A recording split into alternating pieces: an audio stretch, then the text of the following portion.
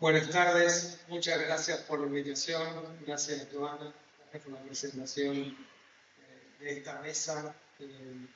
Tal vez retomo donde dejó lugar o para organizar un poco la conversación, el punto de la relación de este gobierno con el proceso de memoria, verdad y justicia. Creo que por ahí nos puede ayudar a articular o a de alguna manera desenmascarar una estrategia que está detrás de este negacionismo, ¿no? No es que es la primera vez que tenemos negacionismo, desde el 83 para acá hubo distintos procesos de negacionismo, pero creo que este tiene un sentido que voy a tratar de explicarlo. Ese va a ser como el primer punto, a ver si podemos tratar de analizar cuáles fueron los discursos, pero sobre todo cuáles han sido las medidas que ha adoptado este gobierno con relación al proceso de memoria de justicia. Después sí voy a pasar a un tema que nos vincula a todas las organizaciones sociales y sindicales de la Argentina. Incluyo ahí también las territoriales, las ambientales, las indígenas, las campesinas, que tiene que ver con, bueno, una decisión deliberada de este gobierno de el uso del espacio público o el uso incluso del espacio virtual y cómo va a ser el despliegue del Estado con relación a qué capacidades, qué posibilidades, qué derechos tenemos nosotros a usar ese espacio público, a usar ese espacio virtual, ¿no? Y ahí voy a marcar algunos elementos que ya se conversaron durante la mañana y seguramente en el día de ayer. La tercera cuestión es algo que también estuvo sobrevolando las conversaciones de hoy, que es directamente el achicamiento del Estado y cómo incluso algunos gobiernos provinciales también empezaron a hacerse eco de esa decisión, no porque antes no lo hicieron, sino porque ahora encuentran una plataforma con mayor elementos para llevarlo a la práctica. Y la cuarta y última cuestión para que charlemos tiene que ver con esto del modelo económico. Esto donde ustedes planteaban en la mesa anterior, me parece muy acertadamente, no hablemos por pobreza, hablemos de riqueza, ¿no? ¿Y cuáles fueron las estrategias que desplegó este gobierno para profundizar el modelo extractivista, ¿no? Esos serían los 4 puntos, pero dicho esto, vuelvo a agradecer la invitación en nombre del CELS y es un gusto, es la posibilidad de estas conversaciones, aprendemos mucho también de estos espacios, así que celebramos nuevamente que se lleve adelante este segundo seminario, que el nombre es muy sugestivo, ¿no? A mí me gusta mucho, y también la posibilidad de tener un espacio, ¿no? para charlar de temas de derechos humanos. Este es un sindicato que siempre tuvo muy presente la lucha. Esas remeras ahí voy a enviar algunas, seguramente están muy buenas, así que, bueno, de nuevo, gracias por la invitación y también, bueno, en esta semana donde nos enteramos la decisión de la Cámara de resolver por rechazar definitivamente la exoneración de Horacio. Horacio, en serio, para nosotros es una alegría enorme y celebramos bastante, así que enhorabuena. Tardaron muchos años, ¿no? Y eso es algo que me gustaría charlar también un poco, si hay tiempo, acerca de, bueno, las consecuencias que tienen estos procesos de criminalización. A cada uno golpea de una manera determinada, ¿no? Entonces tendríamos que pensar algunos mecanismos para acompañar, ¿no? Y generar pisos o lazos en común entre todas aquellas personas que son criminalizadas. Así que, Horacio, un saludo especial para vos y también para el sindicato que bancó todo esto. Con relación al primer punto del negacionismo, hay algo que parece ser y es un acuerdo nacional e incluso regional y es más, global, acerca de Argentina es el país que más avanzó en materia de memoria, verdad y justicia sobre crímenes de la última dictadura militar. Es el proceso que más avanzó porque decidió de manera colectiva que la respuesta tenía que ser una respuesta social, una respuesta institucional, una respuesta de memoria, como decía Luana, pero también una respuesta judicial. Y entonces hay algunos datos que son muy significativos con relación al proceso judicial de memoria, verdad y justicia, ¿no? Por supuesto, siempre hay debates acerca de que todavía faltan algunas cuestiones, pero a junio del 2024 solo les leo estos datos porque dan cuenta, ¿no?, de la complejidad y de la profundidad del proceso de rendición de cuentas del pasado que asumió Argentina a través del uso del Poder Judicial. Hay 326 sentencias, hay 1.187 personas condenadas, hay 190 personas absueltas, hay 13 juicios en curso y hay 70 causas que esperan arribar a esa etapa, ¿no? Después hay algunas decisiones judiciales de falta de mérito, de sobreseimiento, que por ahí los abogados y abogadas entendemos un poco mejor, pero quiere decir básicamente que todavía no alcanzó un grado de maduración donde se pueda celebrar un juicio, ¿no? Para decirlo en términos muy, muy resumidos. Claro, lo que pasa es que hay algunos asuntos todavía pendientes en este proceso de memoria, verdad y justicia. Algo dijiste vos, Luana, tiene que ver con el tema de los trabajadores. ¿Qué pasa, no?, con la investigación de empresas? Hay algunos empresarios que fueron condenados. Hay algunas sentencias como la causa Ford que espera que se cierre en la Corte Suprema o que la Corte Suprema confirme las condenas. Hay otras causas en trámite, como el caso Mercedes-Benz o el caso Asindar en Rosario. Es decir, hay distintas causas que muestran algo que el movimiento sindical, el movimiento de trabajadores, las organizaciones de derechos humanos empezamos a visibilizar hace muchos años, pero en particular o con mayor profundidad en los últimos 15 años. Pero también hay otras zonas vinculadas a los trabajadores como las reparaciones, ¿no? ¿Qué pasa con las reparaciones por esos hechos? Esos temas, la Corte Suprema decidió cerrarlos, entonces ahora se están discutiendo en ámbitos internacionales.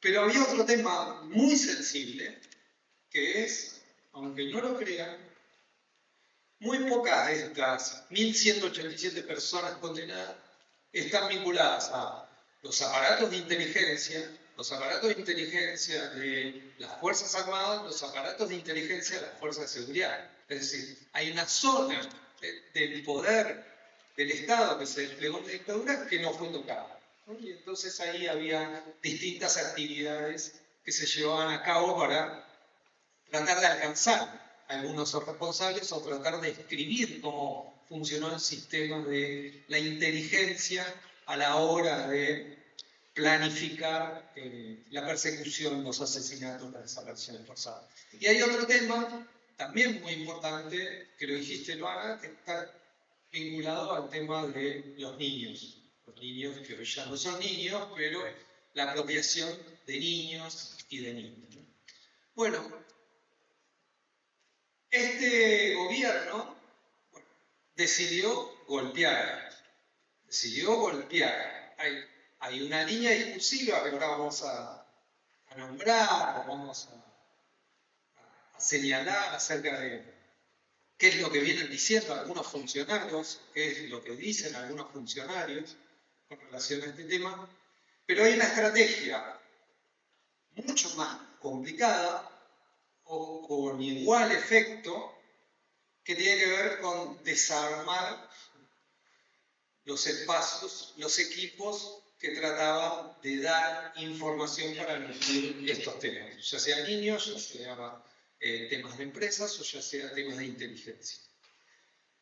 Entonces ahí encontramos varias decisiones de este gobierno formales, ya no son declaraciones, donde por ejemplo se eliminó directamente un equipo de investigación y análisis que estaba dentro del Ministerio de Defensa. Lo que hacían era revisar legajos, revisar sumarios, revisar archivos, revisar designaciones, es tratar de escribir elementos que contribuyan a que los distintos ámbitos de los sistemas judiciales en Argentina que están avanzando con relación al proceso de memoria, verdad y justicia no tengan esos insumos. Entonces ahí hay una declaración, una decisión concreta del ministro de Defensa. Después hay otra decisión de la AFI, que ya no se llama más Agencia Federal de Investigaciones, sino que volvió a llamarse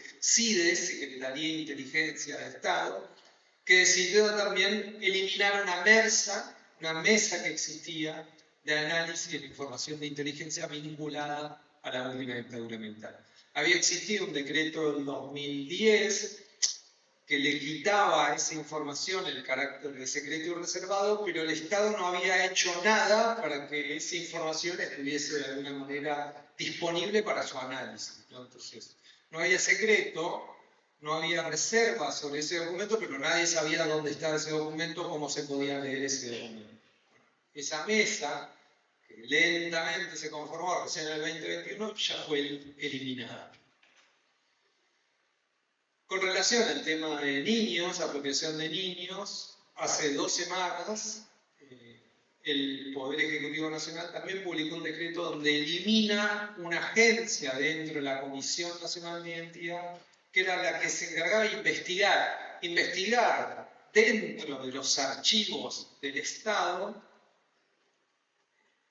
la posibilidad de que haya situaciones que dan cuenta de que algún funcionario de fuerzas de seguridad, fuerzas armadas o integrante del Estado, bueno, haya participado en algún tipo de apropiación, ¿no? A partir de la lectura de los legajos, la lectura de los legajos y la información que brindaban sobre las familias. Bueno, la ministra Bullrich dice que eso es intrometerse en la vida privada de los funcionarios y por lo tanto hay que respetar esa intimidad que tienen los funcionarios de aquel entonces, ¿no? Y también eso es una función del Poder Judicial, entonces cómo el Poder Ejecutivo va a hacer cosas o acciones que tiene que hacer el Poder Judicial. Una idea de republicanismo, pero para negar la posibilidad de investigar. Claro, esta comisión no era la que investigaba, esta comisión era la que buscaba la información para que luego investiguen los fiscales. Bueno, todo eso se rompió. Otros elementos que ayudaban también a pensar estrategias de memorialización de lo que pasó en la última dictadura tiene que ver con la eliminación de un área especializada en filmar los juicios. Todos los juicios hasta la fecha que se llevaban adelante, que fueron alrededor de 300, casi 400 y pico de juicios, están registrados dentro del área del Instituto Nacional de Cine. Hubo un equipo que se especializó en registrar los juicios. ¿Por qué? Porque eso es un acervo de toda la sociedad. Bueno, ese equipo fue eliminado. Entonces hoy los juicios no se están filmando. Solo se filman a través de una camarita, que es la que tienen los juzgados, pero que tienen muy poca calidad. Y pensando en la posibilidad de ir y revisar algunas sentencias, algunos debates, bueno, esa es una posibilidad que empezamos a perder, ¿no? ¿Cómo se va a resguardar lo que ya se filmó? Bueno, también es otra cosa.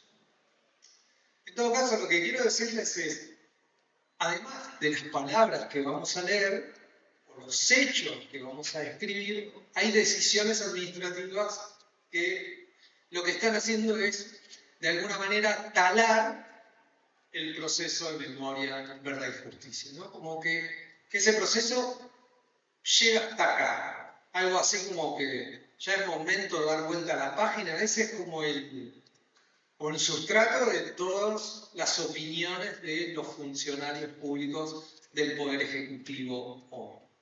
Este me parece que es como un primer mojón. Segundo tema, desde la recuperación de la democracia hasta acá,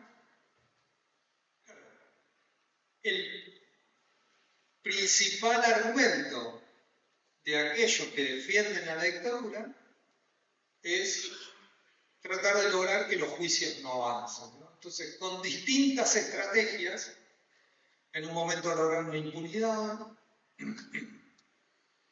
Acá hay varios de ustedes que bueno, conocieron eso en los 80, pero después cuando se reactivaron los juicios, también lograron, bueno, generar condiciones para declarar que esos juicios eran ilegítimos, que violaban las garantías de la Constitución, y cuando ya no pudieron desarmar los juicios, ahora lo que están planteando, que por ahí la información que conocemos es, bueno, ¿cómo liberamos a esos viejitos que están mal detenidos o que fueron mal condenados?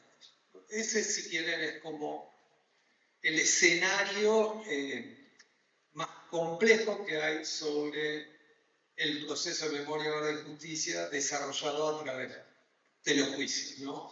Es como de otra manera se vuelve a garantizar impunidad, ¿no? Entonces, ahí sí, las declaraciones, los discursos negacionistas empiezan a tener otro sentido y otra complejidad, ¿no? Porque lo que buscan no necesariamente es negar la dictadura, sino lo que buscan es justificar la dictadura y que todo el proceso de memoria, verdad y justicia es un proceso nulo, es un proceso que nunca debió haber existido, ¿no? Y por eso estas cuestiones. Yo les leo algunas declaraciones que van en ese sentido, ¿no? Y por ahí llegamos al último episodio, al episodio que tuvo mayor circulación, que es la decisión de 6 diputados de ir a ver a estos señores muy viejitos, enfermos, en las cárceles, cuando no, en realidad esto no es así. El presidente Milei elogió los indultos del 89 y 90. Acá ya se dijo mucho, ¿no? Sobre el recuerdo de los 90 muy presente. La vicepresidenta Villarruel alentó la búsqueda de una solución jurídica para los detenidos. El procurador del Tesoro de la Nación, que es un tipo que se llama Barra, que también acá muchos de ustedes lo conocen, dijo que elogió las leyes de impunidad y los indultos. O sea, en una carta a lectores al diario La Nación dijo que había sido una excelente medida que se había adoptado, como sugiriendo que, bueno, es una medida que se puede volver a adoptar. La ministra de Seguridad afirmó que hay detenidos sin causa y que el encarcelamiento ya se ha convertido en una venganza. Entonces, de vuelta, son mensajes. Funcionarios del Ministerio de Defensa fueron a ver a estos viejitos, fueron a ver a estos represores, fueron a ver a estos torturadores, empezaron a charlar alternativas para que ellos pudieran salir de la situación de encierro. Y finalmente 6 diputados fueron a visitar a estos torturadores. Claro, el problema no es que algún diputado vaya a ver a una persona privar libertad. Puede darse eso. El problema es que se haga esa visita, se haga una apología de lo que ellos hicieron y se busque generar impunidad, ¿no? Entonces lo que empezó a aparecer, ¿se acuerdan? Primero se negó el hecho, después aparecieron algunas confirmaciones, después aparecieron algunos registros, pero no estaban todos en los libros de ingreso al penal, y después apareció la foto, ¿no? Después ya apareció la foto, entonces ahí yo creo que fue 3 semanas, ¿no? En esta discusión de que fueron, no fueron. Pero lo que apareció también es la información de que la visita no fue una visita humanitaria, la visita fue una visita política coordinada con tiempo con distintos sectores, ¿no? un cura, 2 abogados, 2 ex jueces, y fue una visita para discutir cuáles eran las alternativas o estrategias jurídicas para diseñar, para lograr la liberación de ellos. Entonces, lo que quiero mostrar acá es que estamos en un momento muy crítico, donde el proceso de memoria, verdad y justicia, sobre todo el que se encarriló detrás de los juicios, está puesto en duda, ¿no? Está puesto en crisis. Y eso me parece que es un punto a prestarle atención y ahí podemos seguir conversando. Pero como les dije al principio, este es el tema, no voy a decir que era el tema, es el tema donde mayores consensos sociales se alcanzaron con relación a cuál es la base de los derechos humanos en Argentina. Bueno, la base de los derechos humanos en Argentina es, bueno, nunca más. O lo que dice Luana, 30.000 detenidos desaparecidos presentes. Y esa base de consenso, bueno, una base de consenso trabajada por todos los sectores sociales, ¿no? Entonces, que hoy entre en esa zona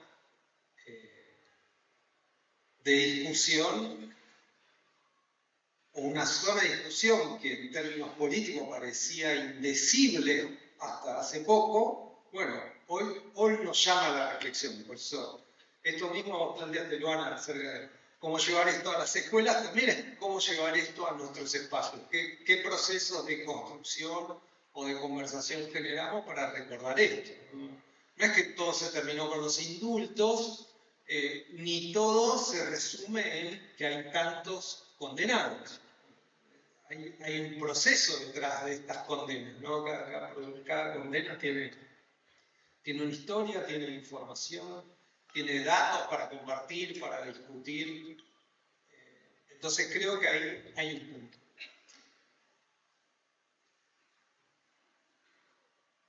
Pero ese consenso social que teníamos con relación a la última dictadura militar, incluso en algún momento algunos partidos decían, bueno, el nunca más es del radicalismo, la recuperación de los juicios es del kirchnerismo, más allá de esas diferencias, cuando fue el 2x1, la marcha del 2x1 en 2017, parecía claro que seguía siendo un acuerdo, un consenso de todos. O el 24 de marzo de este año, ¿no? Que también fue una gran movilización, no solo en la ciudad de Buenos Aires, en las provincias, también en los municipios, en todas las plazas, hubo una movilización detrás de eso. Pero ¿cuál es el punto? Cuando extendíamos ese consenso a temas de derechos humanos del presente, bueno, ya ahí había otras discusiones, ¿no? Y es un desafío como recordar el pasado, pero activarlo en el presente e incorporarle, bueno, 40 años de lucha, ¿no? 40 años de proceso de reivindicación. Es cierto, el otro día en una reunión que tuvimos, algunos decían, bueno, en realidad la dictadura fue un fracaso de los movimientos, pero todo el proceso de lucha por la memoria, verdad y justicia, bueno, es una reacción también a ese fracaso, ¿no? Y tratar de pensar esto.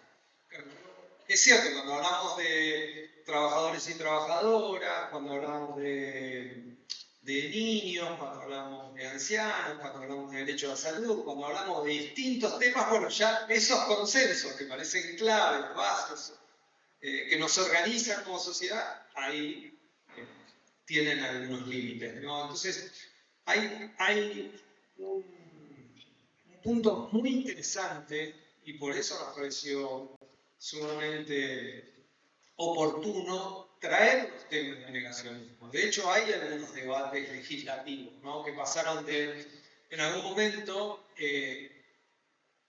cualquier discusión crítica con relación a lo que pasó entre el 76 y el 83, algunos planteaban la necesidad de cárcel. Bueno, eso se fue modulando y digo, bueno, no hace falta cárcel, puede haber una sanción.